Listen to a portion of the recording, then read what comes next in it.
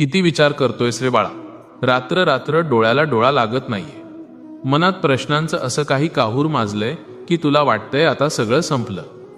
तुला असं वाटतंय की या अफाट जगात तू एकदम एकटा पडलायस, कोणीच तुझं नाहीये. फक्त 2 मिनिटं शांत होऊन हे ऐक.